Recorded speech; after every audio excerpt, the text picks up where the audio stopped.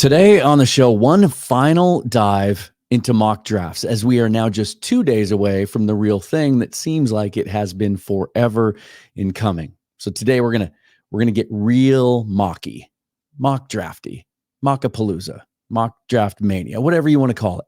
I'm going to share, as I've been promising for days now, some of your best mock drafts. I've been collecting them, and I'm going to give you grades, what I think of them, some more interesting, some more chalky, some very creative. I'll grade those for you, and then I will share my final mock draft before the real thing, at least until Friday, when we, of course, have to mock rounds 2 and beyond. But it's based in part today on a report that could indicate, or could not, which way the Seahawks may lean at 16 when they're on the clock. All sorts of mock drafting to get to today, so let's do it.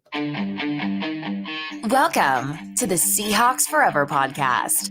In-depth analysis on everything Seahawks. And now, here's your host, Dan Viens.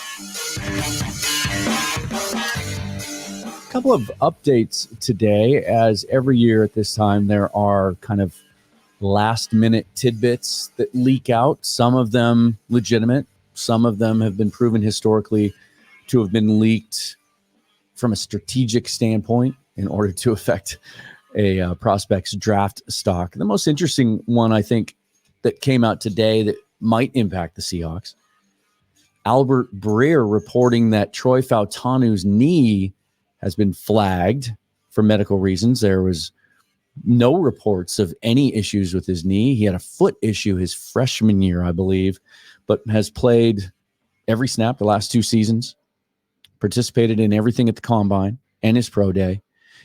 According to Breer, it may be the type of thing that has come up on his scans that isn't a short-term concern, but could be long-term. Remember, this came up last year in regards to Tyjae Spears, a running back who ultimately went to the Tennessee Titans, that there may be a congenital issue that would impact his knee long-term. But again, certainly there's nothing to indicate that Fautanu is or will be impacted by this early in his career, if at all. Found the timing of it interesting, but Breer's one of the best ones out there, very well connected, very well sourced, and doesn't seem to be one of those reporters, of which there are many, that are willing to present stories quid pro quo, to do agents and players and sometimes front offices favors. He seems to operate more independently than that. So keep an eye on that. If he should fall, maybe it will cause him to be available there at 16, if not later, for the Seahawks. Probably the most popularly mocked player to the Hawks for obvious reasons. It matches need. It matches the connections with the UW.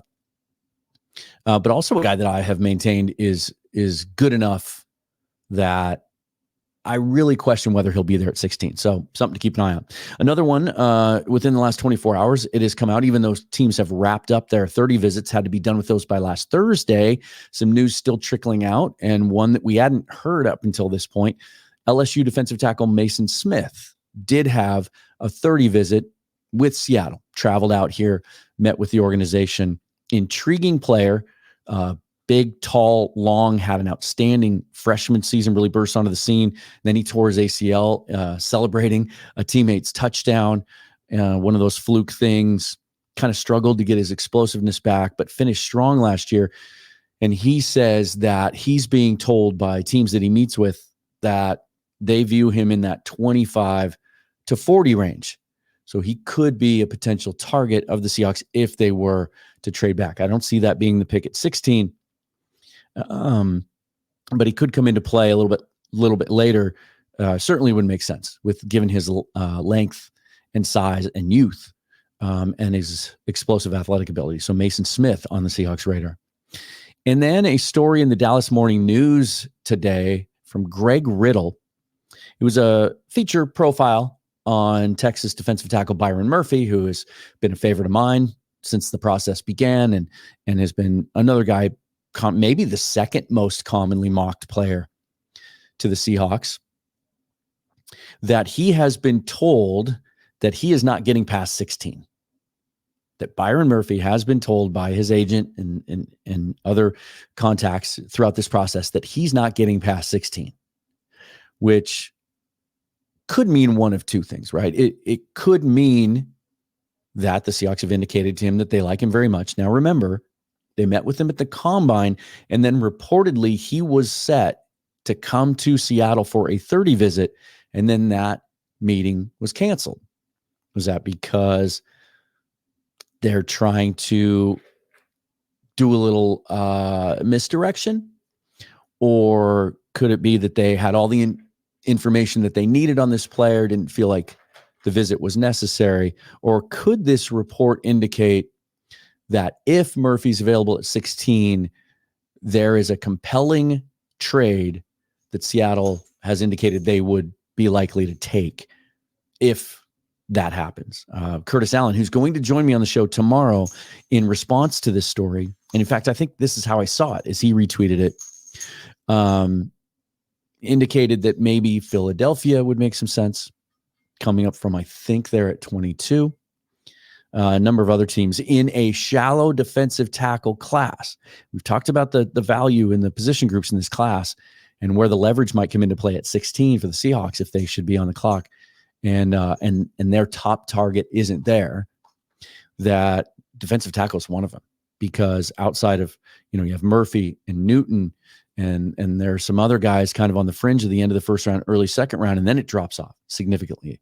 It is not a deep class for dynamic interior defensive linemen. So that could indicate that Seattle's holding the cards there. I'm going to take that piece of information, though, and incorporate it a little bit later as I do my final mock draft before the real thing gets underway. I'm going to get to the fan mock drafts here in a second. Before I do that, of course, hit that like button on the YouTube channel, subscribe to the channel, and hit the bell so you always get notifications of future episodes.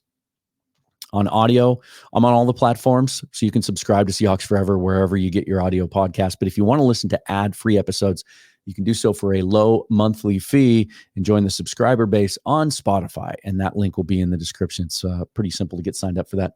Or if you just want to support me or the show, you can buy me a coffee, or you can hit that super thanks down below the screen if you're watching on YouTube. And all those links, as always, will be in the description.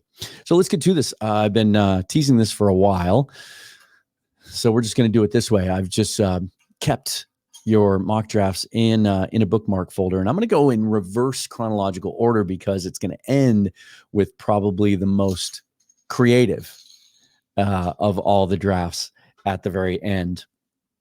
This is a regular contributor to my Twitter timeline and a guy that loves to do mock drafts almost as much as I do. By the way, that sound you hear in the background is Butch playing with a bottle cap. So he's having a good time back there in the background. You may see him pop up at some point. DK is a Wookiee is a regular contributor to mock drafting on my feed. Let's just open this one up for you. He did some trades. First of all, he moved down from 16 to 26 and ended up at the end of the day picking up 26, 57, and 92. And here's what he came up with. At 29, Cooper DeJean is still there. Now, is that unrealistic? We've seen some indication that he's a top 20 player, but I do think it's fair to speculate that he might last this long. Some teams might view him. They might have questions about exactly where he's going to fit. Sometimes versatility can work against you in some teams' eyes because they just don't know which hole you're going to fit into. And that there also could be a run on, well, there should be by 29 on an outstanding cornerback class. After the quarterbacks and the tackles go, the receivers start to go, those corners are going to start to go. And if teams don't view DeJean as a pure corner, view him more as a safety, well, that might drop his value a little bit. So he could be there at 29. And I think this would be a tremendous value. We have talked about the fit with DeJean for the last couple of weeks. We talked about it with Bryce and Ryan on the last show where we did the live mock draft. Took a lot of heat from fans that just think this would be an unnecessary pick, to which I would say, and this theme will come up a little bit more as I look at some of these drafts, that look at the player. You want good players, and especially with the new coaching staff, new regime, you want blue chip players, of which I think Seahawks roster is a little scarce right now. There's players we like. There's players we think have ceiling and upside that could ascend to blue chip status. DeJean would be one of those guys from the get-go, and I think would really fit into what Mike McDonald looks for as far as versatility in his defensive backfield. At 57, a really interesting smaller school prospect, Marshawn Nealand, edge player, explosive, high motor, really stood out at the Senior Bowl. Jeremiah Trotter's a guy that Ryan and Bryce and I took in our draft the other day. He's known as the most instinctive linebacker in this class, perhaps. So, of course, he's got the bloodlines with his dad, a guy who might be better in coverage than in the run game right now, but is a smart player, very smart player. And we've heard Mike McDonald talk about how that's a priority for him, especially in his linebackers, but really in any player that he's pursuing.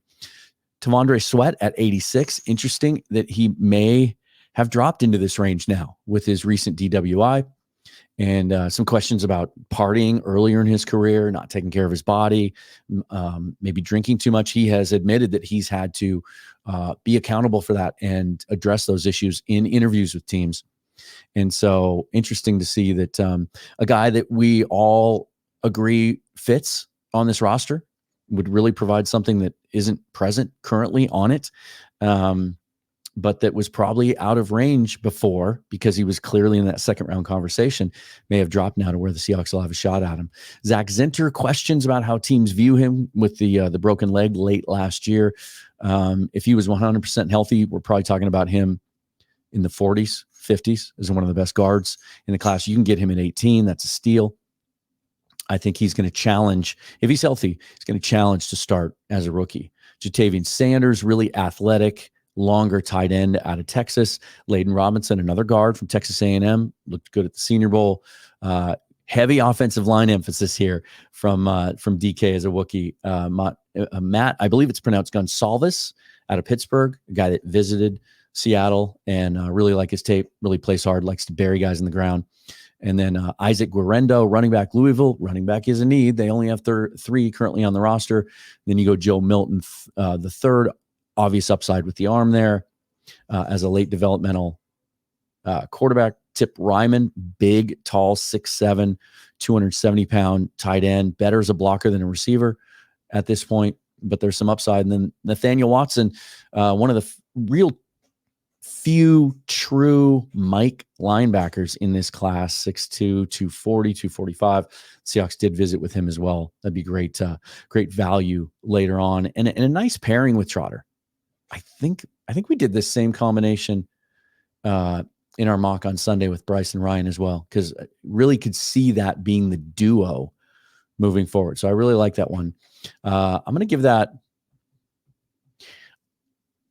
I think it's a little unrealistic that they pick this many bodies, but it's hard not to like just the full breadth of this draft. I'm going to give this one, I'm going to give it an A-. I like it a lot. Here's one from Mike Mundell. He contributed two. We're just going to go with this first one here. This is a stick and pick draft.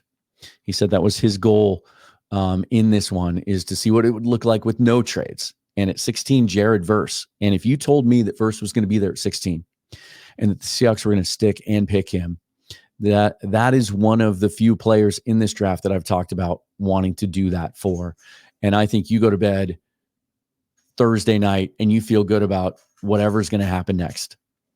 But then you wake up and they get Cedric Gray at 81. He's going to come up later in this show as well. Guy that Dane Brugler mocked to the Seahawks recently in his full 7-rounder.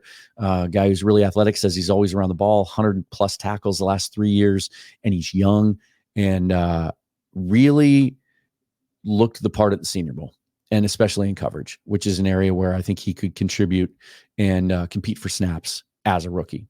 There's Zinter. Again, he's going to be a popular choice. Luke McCaffrey is a guy that I named as one of my guys on Sunday. Love his inside-outside versatility, the fact that he's only played the position for 2 years, but he has a quarterback background that gives him an understanding of defenses and leverage and route trees, and the fact that he went to the combine and looked like he'd been playing receiver all his life. Plus, I think it would be a little bit of the ultimate troll move for the 49ers to take Christian's little brother, who beat him by a tenth or two of a second, or a hundredth or two in the 40 at the combine.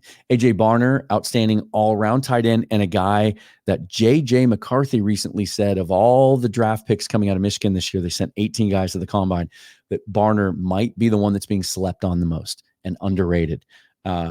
Excellent two-way player with some more upside there. Dominic Hampton, a guy we've talked about a lot on the show, out of UW, led the team in tackles last year. Bigger safety, can play in the box, but also has shown some ability in coverage. Not sure he'll be available at 192 after the combine he had. And then Drake Nugent, really interesting late guy. You take two Michigan offensive linemen in this exercise. Another smaller center, but he has some guard experience too. And you watch the tape and he doesn't look small, doesn't play small. Really, really quick feet, quick to get to the second level, but has a physical edge to him as well, that if his former teammate at Michigan, Olu Oluwatimi, doesn't stand out and win the starting job in Seattle, that he could challenge there. Okay, this one is from Weapon Next. Another no trades draft. He has a comment here. 2 huge upgrades and potential blue chips with the first 2 picks. High upside flyers with the next 2. Underrated late rounders after that. So he goes Fautanu at 16. There's Sweat again at 81. That really could be the range for him. James Williams, another guy that a lot of Seahawk Twitter fans like, or Seahawk mock draft fans like, as a guy who is listed in some circles as a safety, bigger, longer safety, and some as a linebacker. Theo Johnson, who the Seahawks had in for a 30 visit, very tall, athletic, raw receiver out of Penn State. Trey Taylor would be the first safety, I think, ever drafted from Air Force. I was just listening to a draft podcast recently where they talked about his athletic ability. Logan Lee, who Shane Hallam talked about on the show last week when I had him on. And Jordan McGee, small school linebacker from Temple, really athletic and has some upside. I like that one. I didn't grade Mike's, did I? Boy, this one's good. I'd like a little more volume. I'd like a trade down at some point. I want more than 7 players, so I'll give this one a B+. And then this one, I'm not as high on Williams as others. And Logan Lee, I think, is a major project. I think he's going to take some time. I think there are some guys kind of in that range. That's about the range where Christian Boyd, McKinley Jackson go sometimes, 2 players the Seahawks have met with. I might like that a little better. I'll give this one a B-. I think there is some future upside, but not as much in the short term. Fautanu, Sweat, Williams. Oh, this is the one we just did. Okay. All right. Bucket. The Braotis on Twitter. The Braotis has he's one of the, there's a couple here, but one of the only ones that traded all the way out of the first round. So he goes all the way down to 35, but interestingly enough, worked his trades in such a way that he did some late round pick swaps as well, which you can see he used the Pro Football Network simulator here. And they offer those types of trades a lot, where you're packaging, you're moving down to get a pick in the second, third round range, but you're also moving up and using late picks to basically swap later picks for earlier picks. And so you see what he did here by moving down and then up in a couple of cases. And so rather than having the 16th and the 81st pick in the top 100, now the Seahawks have 5 of the top 81 and 6 of the top 102 picks. So interesting value here. And this, I've played with this scenario a lot too. I have mixed feelings about this scenario. It brings back a lot of Malik McDowell PTSD, some LJ Collier PTSD, where you trade down hoping to get a certain guy and some pick return value. You miss your guy, so you trade down again, and you keep missing your guy, and then you end up not getting any of your first round grades. Remember last year, we may never know exactly how many first round grades John Schneider has. It's probably somewhere between 15 and 20. But remember, they grade a little differently than other teams, and that Derek Hall, who they took in the early second round last year, had a first-round grade on their board. And so if they have another player like that this year that they think they have graded higher than other teams, maybe they do something like this, where they move all the way back, thinking that they can get more value in this range where the meat of the draft, the thickness of this draft, before most agree that it falls off. I think I saw a report this morning that 81, was it a Jim Nagy report? I don't want to get the source wrong, but 81 players that this analyst had a draftable grade on coming into the draft season this year ended up staying in school. That's the impact that the NIL has had and the COVID years on this draft. And that should be, for the most part, finished this year. There'll be a couple of tricklers next year. But again, we're seeing some things from scouts this morning saying next year's draft is loaded. Well, we heard that last year, right? Every year, I think this NIL thing, unless they curtail it, somehow start to regulate it, I think some of these players are going to kick that can down the road a little bit. If they don't feel like they're getting the feedback that they want from the draft advisory committee enough to come out early, they'll stay in school if they can make some money doing it. But here he goes, Bo Nix at 35. Now, this is interesting. We know the Seahawks have met with Nix. We also know that the buzz right now is that he's falling, and that there are a lot of people in scouting circles, scouting analysts, draft analysts, are saying they expect him to fall out of the first round entirely. My only thing with Bo Nix, I like him as a player. I really do. But with the acquisition of Sam Howell, I don't think I like him better than Sam Howell. He's older than Sam Howell. He's bigger, but Sam has a better arm, and he has experience starting in the NFL, and I think can be a little bit more of a vertical threat. I don't like Bo Nix better than Sam Howell. And so I don't love, of course, I don't have the luxury of knowing who was still on the board at this point when he took Nix. But I would imagine there are some guys, especially in the offensive line, because you see that he didn't address that much here, that I really would have liked at 35. Maybe a guy like Christian Haynes or a guy like Jordan Morgan, if he should fall out of the first round. And then Junior Colson, if you can get into that range, that's a guy that everyone makes a connection, obviously a fit. Bryson, Ryan, and I took a lot of heat for taking Trotter with Colson still on the board the other day when we did our live mock. You just never know what Mike McDonald's looking for. And just the fact that Colson has played for him doesn't mean necessarily he thinks he's going to be fit. I'm not saying he won't be. I'm not saying he's not. I'm saying I love the player. I love this fit. This would be a great pick at 55. We just don't know what the tendencies are going to be from this new regime. Cole Bishop, one of my guys, a guy at 66. So I love that. Braylon Trice is a guy that I don't know if he goes this high anymore. Everyone is really down on Trice. Was listening to the Draft Dudes the other day with Joe Marino and Kyle Krabs, and they're like, he's a day 3 guy now. Like the weight isn't what it was. He's not playing at 275 anymore. The athletic testing, even at a lower weight, even though he's battling some sickness, the combine wasn't great.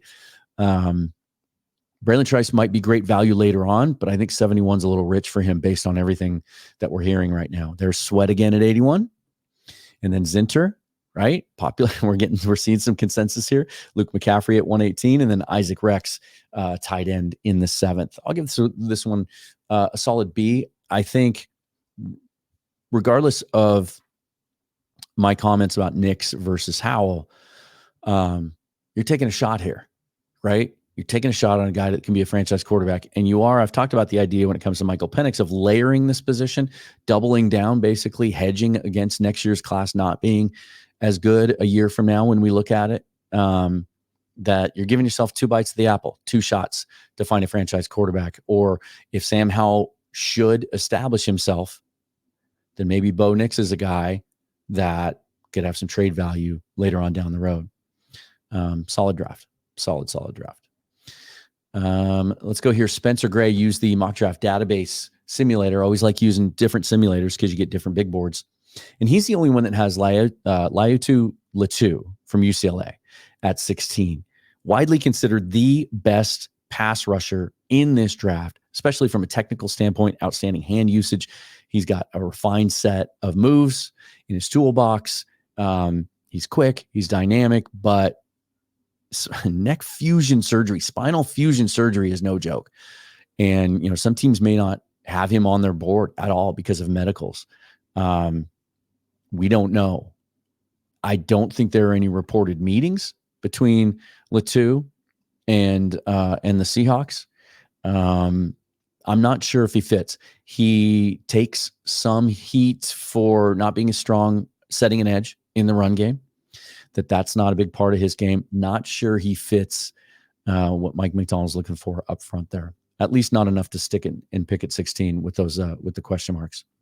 Peyton Wilson is another linebacker that, and you can see here he moved up, moved back a little bit from 81, but he was able to move up.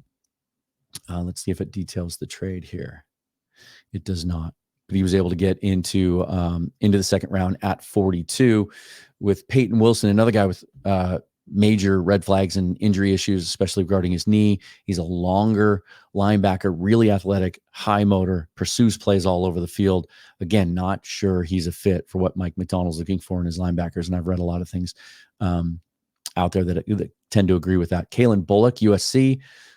Again, athletic, kind of has made his money as a deep third center field type safety, but has really struggled in run support and in tackling. Not sure that fits with what Mike Macdonald likes to do. Cade Stover, one of the best two-way tight ends outside of Brock Bowers in this draft, former defensive lineman. You can see it in how he blocks, but also really smooth in the passing game. Outstanding tight end. I'd take him all day long at 102.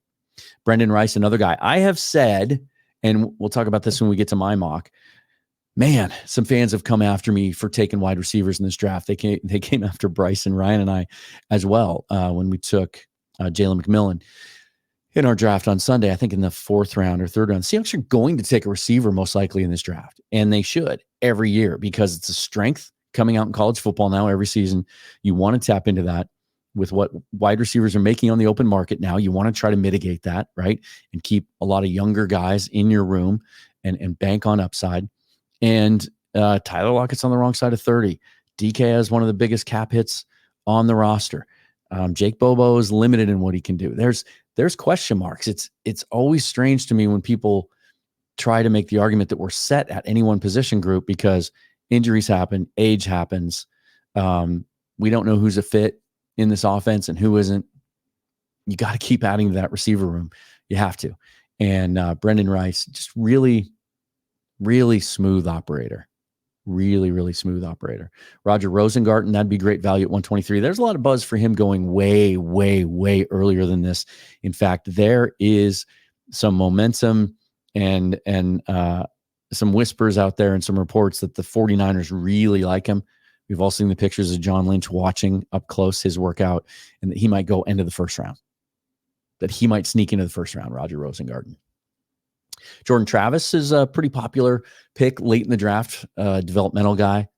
You know how much I like Travis.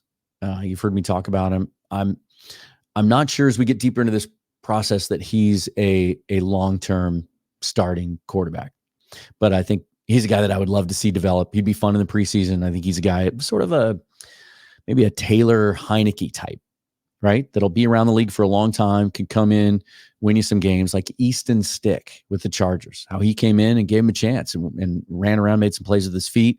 And in the passing game, when Herbert went down last year, I think Easton Stick is kind of a cool comp for Jordan Travis. So I'd love to see that on day 3. Nehemiah Pritchett, cornerback, Auburn, and then Braden McGregor, one of my favorite guys, one of my guys, at edge, Michigan. Jim Nagy from the Senior Bowl was trying to make the case that he needs to go much higher than this a couple of days ago, that he thinks he's a third-round value. Just motor for days, coming off the edge, and really finished strong last year. Had 3.5 sacks in the last 5 games, was really a terror in that national championship game, kind of found himself there at the end of the season last year. Be a nice little find late on this one. But I'm going to give this one a C just because those top 3 picks, I'm not sure those are Mike Macdonald type players. Seahawk nerd. This guy goes deep. He does his own rankings. He uses analytics and math, and he is aptly named. His Twitter handle is accurate. So he says he tried to operate under realistic scenarios. First, he trades with Philadelphia, moves down to 22 and picks up 53 in the process. But this is one of those trades where I talk about where you also offer something later to move up and get you into that range. but you don't pick it up an extra pick, right? You're not going to get 53 as much as fans want it. You're not going to get a second rounder just for moving down to 22. It just doesn't match up on the trade charts. But it does if the Seahawks were to give up 16 and 81 in order to move back to 22 and get up to 53 to get you into more of that meat of the draft. Then he trades again, and he trades down from 53. And this is a scenario that I like a lot. And even if the Seahawks stick and pick at 16, I like the idea of moving down from 81 to pick up some extra stuff in like the 4th and 5th round. And you can do that when you look at the draft board. You'll see that Green Bay, who has 11 picks this year, has a couple of picks within about a 10-pick range behind the Seahawks. There's an opportunity there.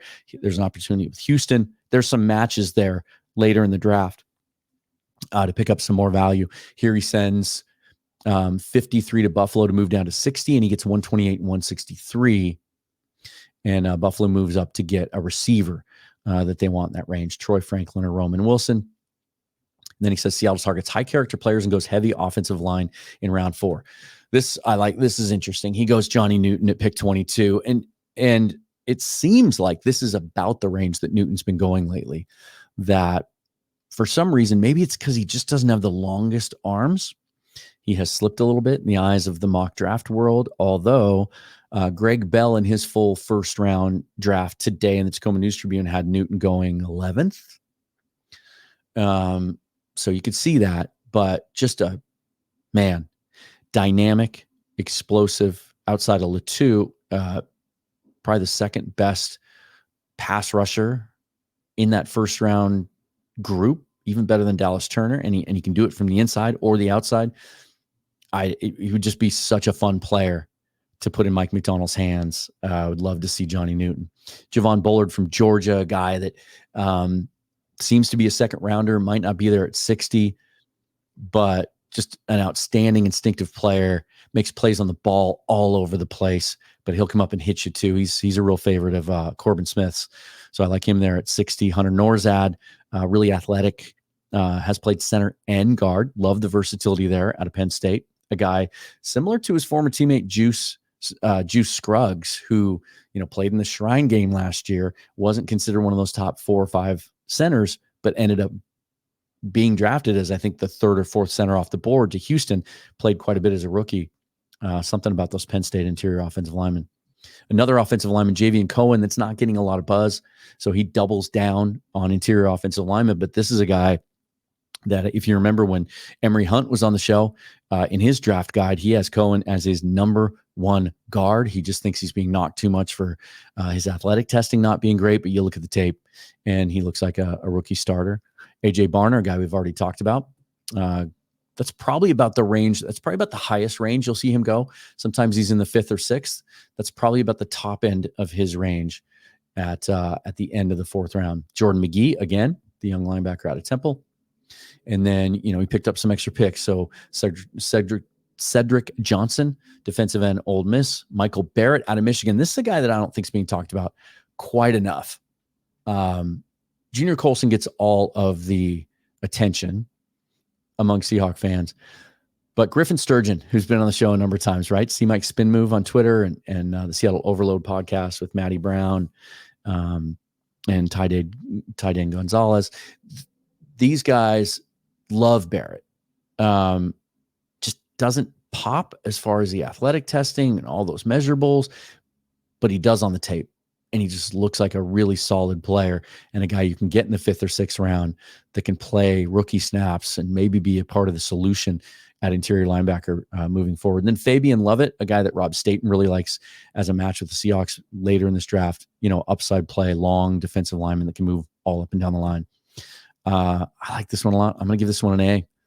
I really think Newton would be a home run. I think Bullard, as far as that safety group goes in this draft, would really fit what McDonald's looking for. I think you got great value with the guards, and Norzad can play center as well. And he's bigger than Nick Harris. I think Barner's a guy that has some Will Dissly, kind of John Carlson sort of 2-way tight end upside. You have another young developmental linebacker, a couple of defensive ends with upside, and a linebacker in Michael Barrett, who could be a long-term starter for you. I like that one a lot. That's an A. We got a couple more to get to. and running a little long on time. So let's do this one, because this one's a little bit of a curveball. So we'll take a look at this one. This is from MBOTI13 Booty on Twitter. At 16, Talisi Fuaga out of Oregon State. Big right tackle that some scouts believe can slide inside to guard if he's not ready to play right tackle, or if Abe Lucas is 100% healthy. And you talk about a guy that's a mauler and a punisher in the run game, but also really outstanding in pass pro, and would be even more protected inside. If Lucas is 100% and you take a guy like Fuaga to hold down that right guard spot as a rookie, would most likely beat out Anthony Bradford. That is a massive right side of the line. And as much as the Seahawks have kind of been left side heavy in the run game for a long time, really, even dating back to 2005, right? The first Super Bowl year. Imagine that right side if Lucas is right. But if he's not, or if that knee is something that's going to concern the team long term, then a year from now, when it's, when you have to make a decision on a fifth year, no, not a fifth year option, because Lucas is a third round pick. But when you get to the end of his rookie contract, if you don't feel like he's an extension candidate or a guy worth investing in, boom, you kick Fuaga out to right tackle, and then you go look for a guard. Love that idea. I think it's really interesting. I think it's something that Rob has talked about for quite a while. Rob Staten, that Fautanu and Fuaga are two guys that he thinks the teams would have graded very highly and would be candidates on the offensive line to be there at 16, even though Fuaga is listed as a tackle. And then there's Trotter again. And then first mention of Jaden Hicks, who I think is one of the best all-around safeties in this draft out of Washington State. He can cover, he can hit, he's big. I think he's a Mike McDonald safety all day long. I just have trouble drafting him in my mock drafts because he just never falls in the range where I can get him. I think this is one of those cases. I don't think he's there at 107. Zach Zinter, again, Eric All, a tight end who I think would be rated much higher than this if he hadn't been coming off a knee injury last year. One of the better all-around tight ends in this draft. And, the track record of Iowa tight ends is pretty good, right? And then Jordan Jefferson, one of those three LSU defensive linemen that are going to get drafted. He's the biggest of the three, a lot of upside there. It's a short draft class, but I really like the Fuaga idea, and I love Hicks. So I'll give this one a B. Here's our buddy Bryce. Just share this one. This is going to have a lot of similarities to what we talked about on the air on Sunday, but this is an idea that was really, really, really popular over the last month, and that is trading down and still taking Graham Barton. And I don't think he's going to be there at 21, but this would be my plan B if I can't get one of the guys that I think is worth sticking at 16 for, which is Verse, Murphy, Fautanu, maybe Fuaga, or if Dallas Turner falls to 16. Barton's a guy I absolutely love. He's one of my guys. Love him, love him, love him. This would be a home run. And then you're getting Colson by moving back that far to 29. I think that's Tampa. Is that right? I don't have the draft board in front of me. Christian Mahogany, a guard we haven't talked about yet. Still got some growing to do, but another guy that you see this guy 30 yards down the field, chasing guys down on the second, third, fourth level and trying to bury him into the turf, and solid in pass protection as well. Really stood out the Shrine game. There's Jaden Hicks again, James Williams, who's been one of Bryce's favorites, Ben Sinnott, tight end out of Kansas State, Jordan Travis again, Brennan Jackson, another Coug that I love, and a guy on my guys list. Who's just seems to be getting some buzz out there, moving up boards. Maybe he won't be available in the 6th, but he's kind of right there with Braden McGregor for me as far as just high motor coming off the edge, really, really fast at his size, 265. And we talked about on the show the other day, I feel like there is an opportunity there for Jackson maybe to get to 280 and be able to play inside a little bit. Taj Washington out of USC, again, get used to the idea that somewhere on the draft board, you're probably going to see a wide receiver taken in this draft. And then Miles Murphy, defensive lineman out of North Carolina, who had a really nice week at the Shrine game as well. I don't know how realistic Barton at 129 is, but man, you go Barton, Colson, Mahogany, Hicks, just right there. Those first 4 picks, I got to give this an A. And then I'm going to go down to this one because we don't have a whole lot of time left. But this is one, Mike, a.k.a. Iceman, Always love interacting with him on Twitter. Always has some fun opinions, very, very strong opinions at times. But he did the ultimate, he said, he acknowledges right off the top, very unrealistic. It's a 12-man draft, which is very unlikely. Also having a first, 2 seconds, 4 thirds, and 3/5 in the 2025 NFL draft seems crazy. So this plays, but he says, just to finish, nonetheless, this is my final mock draft before the draft next week. This plays with that idea. Like, if you want to take the concept of next year's draft is better, we'll have a better idea in the second year of this coaching staff's regime of what we need and what fits them and what they want. Let's kick the can down the road a little bit, try and hit on some guys, right? Give McDonald and his staff as many players to play with as possible, basically holding tryout camp all through training camp. And then look what he did, picking up an extra second from Houston in 2025, 2 extra thirds from Arizona and Atlanta, 3 extra thirds, and 2 more fifths in next year's draft. Crazy, like you said. And sometimes the drafts that PFN offers you aren't true matches on the trade charts, but let's give this one some consideration, right?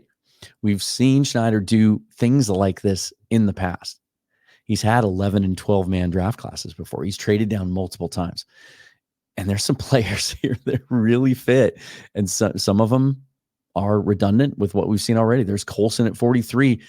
Colson is one of those guys, and I saw someone put this idea out again early this morning. It's an idea that I presented a couple weeks ago as a guy that could sneak into the first round. It was it Tom Pelissaro today did a story on NFL.com of 4 guys that could surprisingly sneak into the first round. He had Junior Colson as one of them.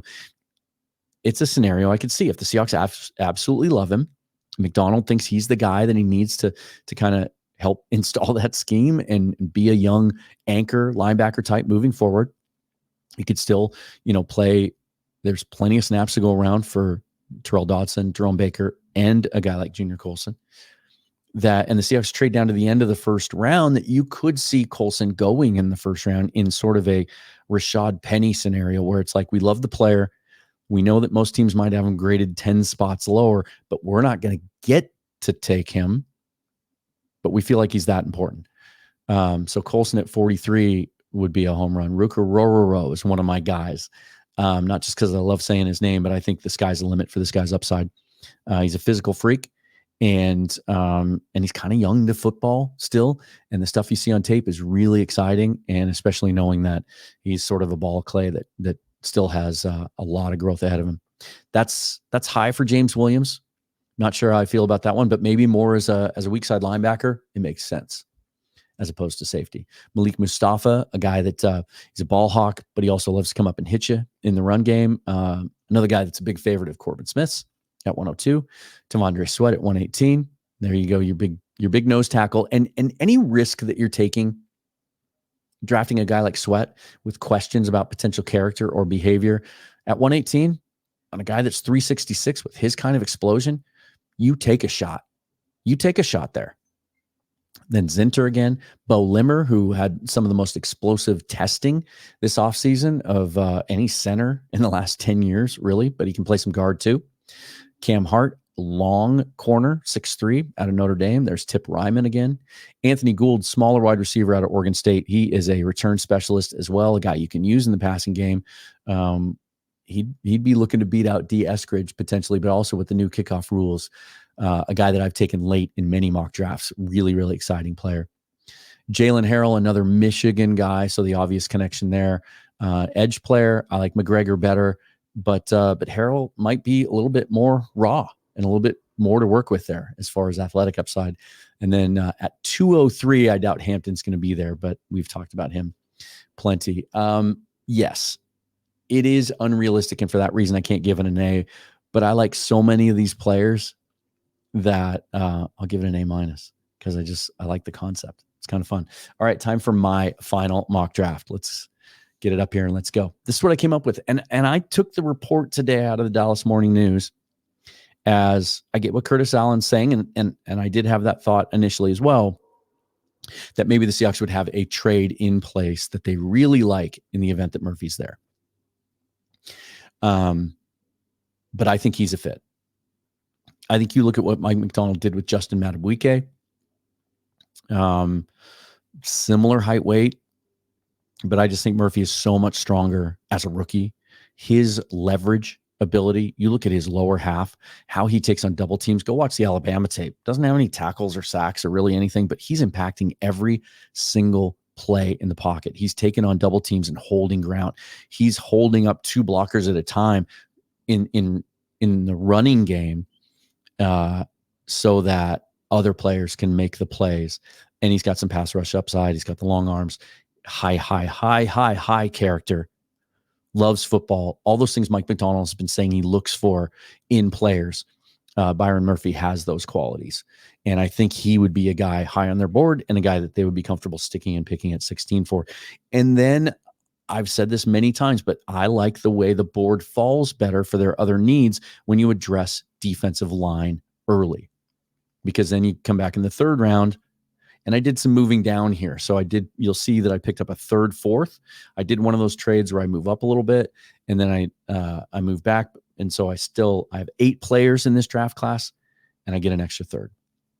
Dominic Pooney, who's really been a late riser for me, guy that played tackle mostly at Kansas, but really athletic, shorter arms, projects as a guard, but has not given up a sack in the last 2 years. His pass protection numbers are off the charts. And keep in mind, he's playing in the Big 12 where they throw it all over the yard in that conference. But he's also a guy that can get to the second level. He can pull, and he's got a nasty streak.